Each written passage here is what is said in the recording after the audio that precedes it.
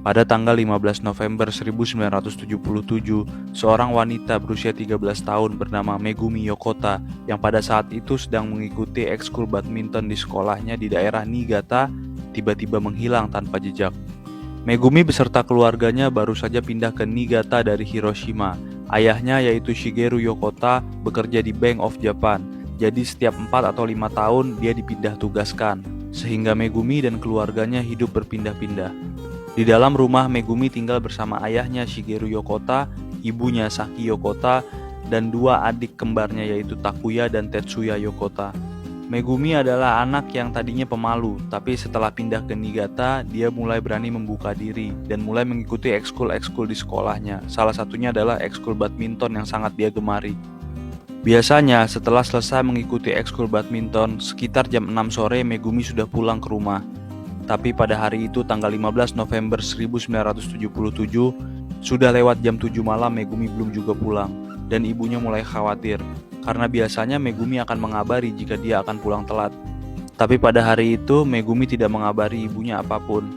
Ibunya yang mulai panik akhirnya pergi ke sekolah Megumi, dan di sana dia menemukan sekolah sudah kosong karena murid-murid lain sudah pulang.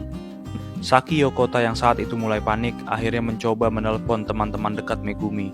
Saat ditelepon, teman-teman dekat Megumi hampir semuanya mengatakan bahwa Megumi sudah pulang sejak jam 6 sore saat ekskul badminton selesai. Akhirnya malam itu Saki bersama dengan Takuya dan Tetsuya juga ditemani oleh wali kelas Megumi yang sudah ditelepon sejak tadi, mulai mencari Megumi di daerah sekitar sekolah. Ayah Megumi yaitu Shigeru Yokota yang pada malam hari itu sedang berada di kantor dengan 3 orang temannya, kaget saat mendengar berita bahwa Megumi hilang. Shigeru langsung pulang ke rumah ditemani bersama dengan 3 orang temannya tadi. Polisi juga dilibatkan pada malam pencarian itu, dan polisi membawa 2 anjing German Shepherd untuk melacak keberadaan jejak Megumi.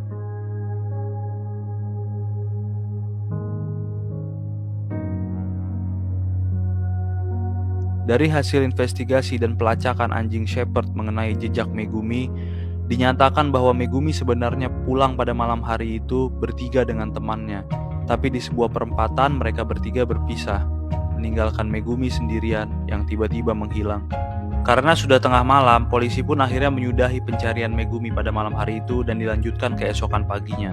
Berminggu-minggu dan berbulan-bulan sudah polisi Jepang mengerahkan seluruh tenaga dalam mencari Megumi Yokota, tetapi Megumi Yokota tidak berhasil ditemukan.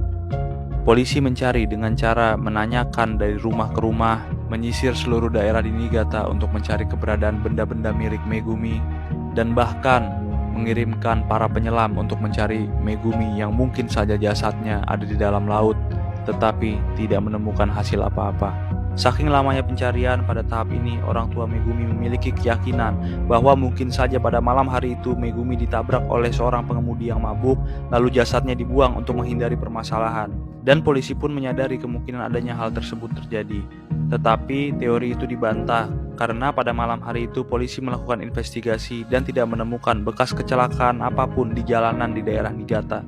Polisi mengatakan bahwa kemungkinan terbesar adalah Megumi diculik oleh sebuah geng atau sindikat penjualan orang.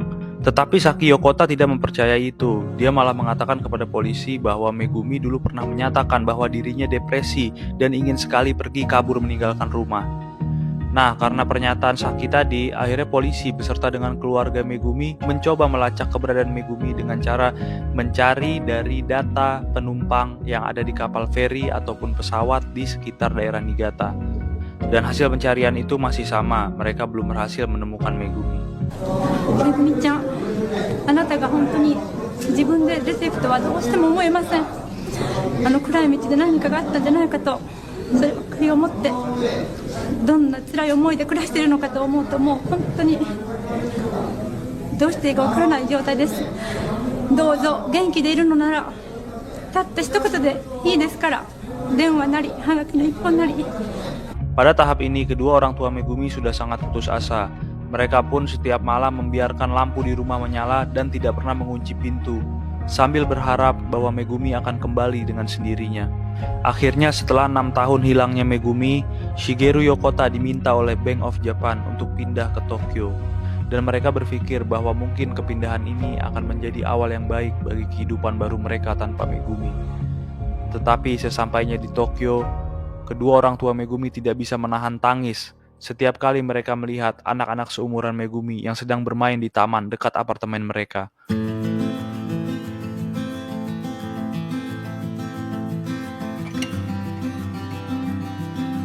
Tanpa sepengetahuan orang tua Megumi, sekitar 8.000 km dari Tokyo, pesawat Korean Air dengan nomor penerbangan 858 lepas landas, di mana penerbangan ini akan menjelaskan dan memberikan clue tentang keberadaan Megumi Yokota. Tanggal 29 November 1987, sekitar 30 menit sebelum tengah malam, Korean Air 858 lepas landas dari Irak dengan tujuan Seoul, Korea Selatan melalui 2 transit, yaitu di Abu Dhabi dan juga di Bangkok. Dalam penerbangan ini ada 2 orang turis dari Jepang. Salah satu dari mereka menyiapkan dan menyalakan bom dan ditaruh di atas bagasi kabin. Bom ini diset agar meledak dalam waktu 9 jam. Saat transit di Abu Dhabi, 2 turis Jepang ini turun dan meninggalkan bom tersebut di dalam bagasi kabin. Tidak lama kemudian, pesawat Korean Air 858 lepas landas lagi dari Abu Dhabi menuju tujuan transit berikutnya, yaitu Bangkok. Saat pesawat berada di atas Laut Andaman, bom yang dipasang oleh 2 turis Jepang tadi meledak dan menewaskan 115 orang yang ada dalam pesawat tersebut. Tapi syukurnya 2 turis Jepang tadi berhasil diamankan oleh polisi bandara Abu Dhabi. Saat ditangkap, 2 turis tadi menggigit sebuah makanan yang ternyata makanan tersebut adalah sianida, dan salah satu dari 2 orang tadi meninggal. Yang satunya berhasil dibawa ke rumah sakit dan diselamatkan. Dan setelah diinvestigasi, ternyata 2 turis Jepang tadi menggunakan paspor palsu. Mereka sebenarnya adalah orang dari Korea Utara yang bernama Kim Sung Il dan Kim Hyun Hui. Mereka berdua diberikan misi langsung oleh Kim Jong Il untuk meledakkan pesawat milik Korea Selatan, yaitu Korean Air Flight 858, agar Korea Selatan terlihat sebagai negara yang berbahaya dan seluruh dunia mengcancel atau membatalkan Korea Selatan sebagai tuan rumah Olimpiade di musim panas berikutnya. Singkat cerita, orang Korea Utara yang selamat, si Kim Hyun Hui, diinterogasi di Korea Selatan. Dan saat diinterogasi, Kim Hyun Hui mengatakan bahwa saat di Korea Utara, dia diajarkan bahasa Jepang oleh seorang cewek yang diculik dari sebuah pantai di Jepang. Walaupun akhirnya setelah diinvestigasi, cewek yang ngajarin bahasa Jepang kepada Kim Hyun Hui bukanlah Megumi. Tapi dari pernyataan Kim Hyun Hui tadi, seluruh dunia jadi tahu bahwa selama ini Korea Utara melakukan penculikan orang dari negara-negara lain. Pada saat itu, berita tentang penculikan yang dilakukan oleh Korea Utara tersebar sangat luas di Jepang dan sampailah ke telinga orang tua dari Megumi. Tapi mereka tidak mempercayai atau tidak yakin bahwa Megumi diculik oleh Korea Utara. Mereka malah yakin bahwa Megumi itu sudah meninggal karena dibunuh atau kecelakaan seperti yang tadi sudah diceritakan.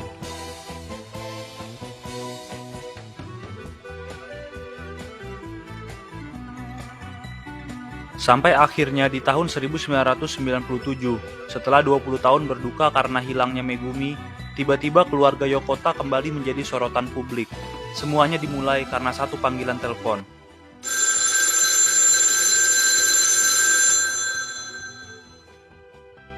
Saat itu, tanggal 21 Januari 1997, Shigeru yang sekarang sudah pensiun dari Bank of Japan menerima panggilan telepon. Dia diberitahu bahwa seorang pejabat pemerintah Jepang meminta nomor telepon Shigeru. Setelah Shigeru memberikan nomor teleponnya, dia dihubungi oleh pejabat pemerintah Jepang dan diberitahu bahwa putrinya, yaitu Megumi, masih hidup dan ada di Korea Utara.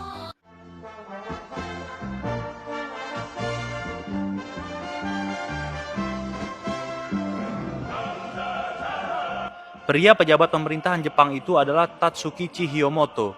Tatsukichi mengatakan bahwa mereka tidak boleh membicarakan hal ini melalui telepon dan mengundang Shigeru untuk bertemu langsung.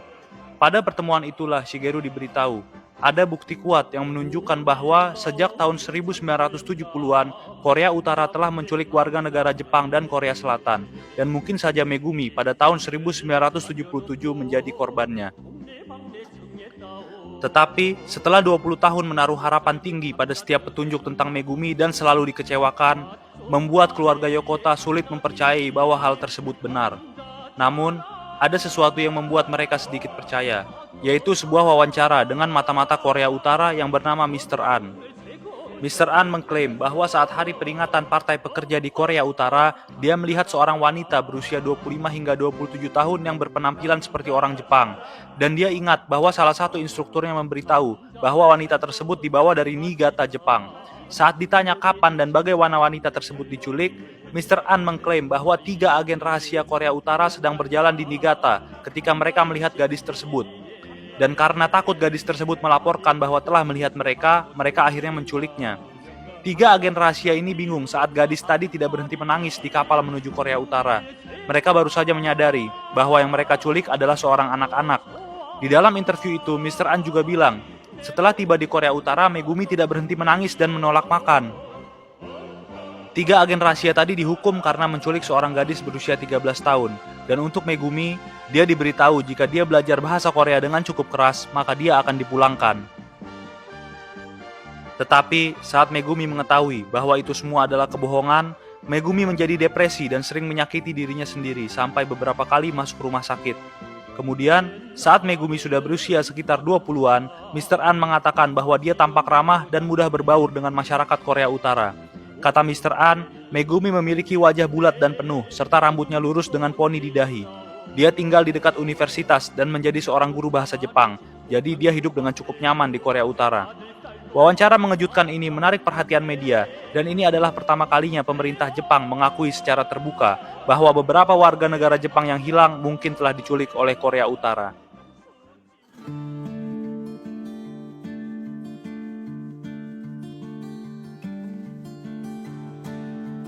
Pada saat itu, diperkirakan sudah ada 17 orang Jepang yang diculik oleh Korea Utara. Ada yang diculik berpasangan seperti Hitomi Soga dan ibunya atau Kaoru Hasuike dan pacarnya. Namun ada juga yang diculik sendirian.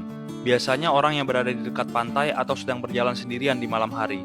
Bahkan ada yang diculik di luar Jepang, 1 diculik di Denmark dan 2 lainnya di Spanyol.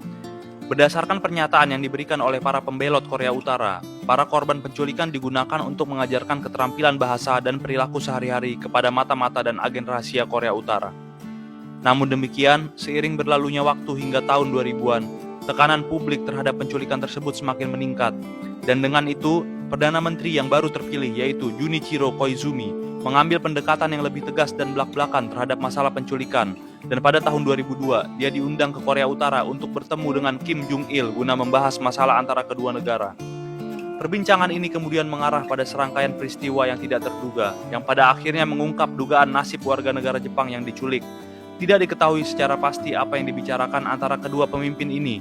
Namun, secara ajaib, pembicaraan penting pada bulan September 2002 ini membuat Kim Jong-il secara resmi mengakui dan meminta maaf atas penculikan warga negara Jepang termasuk Megumi Yokota. Yang menarik adalah dia mengaku hanya menculik 13 orang. Ia juga mengatakan bahwa dari 13 orang yang diculik, hanya 5 yang masih hidup. 8 orang lainnya termasuk Megumi sudah meninggal. Sebagian besar penyebab kematian dinyatakan sebagai kecelakaan lalu lintas atau keracunan gas. Namun penyebab kematian Megumi dinyatakan sebagai bunuh diri. Belakangan dijelaskan bahwa ia bunuh diri pada tahun 1993 setelah menderita depresi. Hal ini juga kemudian didukung oleh pernyataan seseorang yang dekat dengan Megumi di Korea Utara bahwa suatu hari Megumi dibawa ke rumah sakit dan tidak pernah kembali. Seorang tenaga kesehatan yang mengaku sebagai salah satu dokter Megumi di rumah sakit mengatakan bahwa dia mengalami depresi dan hampir tidak bisa berbicara. Korea Utara memberikan sertifikat kematian bagi para korban penculikan yang sudah meninggal, namun mengatakan bahwa mereka hanya memiliki jenazah Megumi dan 1 korban penculikan lainnya, yaitu Kaoru Matsuki. Sisanya, menurut mereka, terkubur di kuburan yang mana kuburannya sudah hancur karena tersapu air hujan yang deras. Beberapa minggu berikutnya, Korea Utara setuju untuk menyerahkan semua sertifikat kematian kepada keluarga korban, dan Korea Utara juga membuat satu keputusan yang mengejutkan. Mereka membiarkan 5 korban penculikan yang masih hidup untuk kembali ke negaranya. Namun dengan syarat, mereka harus pulang kembali ke Korea Utara setelah 2 minggu di Jepang. Jadi akhirnya, sekitar 20 tahun setelah mereka diculik, ke-5 korban penculikan yang masih hidup dikembalikan ke Jepang. Tapi anggota keluarga dan media menyadari ada yang tidak beres. Setelah menghabiskan sebagian besar hidup mereka di Korea Utara, para korban penculikan kembali dengan pin Kim Jong-il yang ditempel di baju mereka. Dan para korban ini meminta agar mereka tidak ditanyai tentang kehidupan mereka di Korea Utara atau masa lalu mereka. Mereka juga bahkan mengatakan bahwa mereka lebih memilih tinggal di Korea Utara dan tidak ingin tinggal di Jepang. pemerintah Jepang dan media membuat perjanjian untuk tidak menekan para korban penculikan dan menanyakan pertanyaan-pertanyaan yang tidak nyaman kepada mereka. Bahkan polisi menolak untuk mewawancarai mereka tentang penculikan yang terjadi. Seiring berjalannya waktu, pemerintah Jepang sadar bahwa para korban telah dicuci otak oleh Korea Utara. Akhirnya pemerintah Jepang memutuskan untuk menahan para korban penculikan di Jepang, sehingga mereka bisa terbebas dari pencucian otak dan pengaruh Korea Utara. Terungkap pada tahun 2002 bahwa ternyata Megumi sudah memiliki anak di Korea Utara. Jadi, pada akhir tahun 1980-an, Megumi menikah dengan seorang warga Korea Selatan yang juga diculik oleh Korea Utara dan memiliki seorang putri bernama Kim Hee-gyong yang pada akhirnya ditemui oleh kedua orang tua Megumi pada tahun 2014. Namun, dengan terlalu banyaknya informasi ini, muncullah rasa skeptis dari warga Jepang, terutama karena 3 hal ini. Pertama, jelas bahwa sertifikat kematian yang diberikan dibuat secara tergesa-gesa sebelum diserahkan. Semua sertifikat dikeluarkan oleh rumah sakit yang sama dan memiliki stempel sertifikasi yang sama. Dan beberapa dokumen memiliki kalimat atau kata-kata tertentu yang hilang, seolah-olah seperti ada yang diedit. Kedua, Korea Utara dan suami Megumi awalnya mengklaim bahwa Megumi telah meninggal pada tahun 1993 setelah menderita penyakit mental.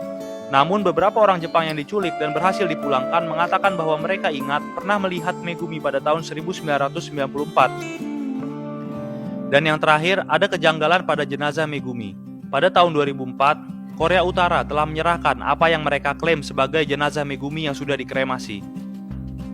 Namun setelah mengambil 5 sampel dan mencari DNA dari 2 sumber berbeda pada jenazah tersebut, tidak ada satupun yang cocok dengan DNA dari tali pusar Megumi yang masih disimpan oleh orang tuanya. Tidak ada bukti dari sisa-sisa kremasi tersebut yang menunjukkan bahwa itu adalah milik Megumi, sehingga membuat pemerintah Jepang percaya bahwa sisa-sisa kremasi tersebut adalah palsu atau milik orang lain. Semua fakta yang belum bisa dibuktikan ini menambah ketegangan dan kebencian antara Jepang dan Korea Utara. Publik dan pemerintah Jepang meragukan setiap kata yang keluar dari rezim Kim Jong-il karena sudah terlalu banyak kebohongan. Dan karena itu, penelitian untuk membuktikan atau menyangkal keberadaan Megumi hampir mustahil dilakukan. Tapi sampai sekarang di Jepang, Megumi Yokota diyakini masih hidup dan Korea Utara menyimpannya karena berbagai alasan. Dia mungkin disembunyikan Korea Utara karena sudah mengetahui terlalu banyak informasi sensitif tentang negara itu. Sejak tahun 2004, Jepang telah berkali-kali meminta Korea Utara untuk menyelidiki keberadaan atau informasi apapun tentang korban penculikan lainnya untuk memastikan apakah mereka sudah meninggal atau belum.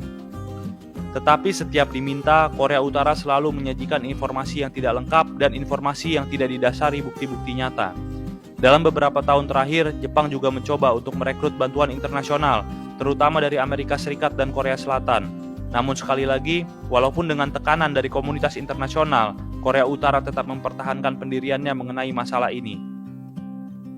Sejak tahun 2000-an, kasus penculikan Megumi telah menarik perhatian internasional, bahkan dirubah menjadi beberapa dokumenter dan film.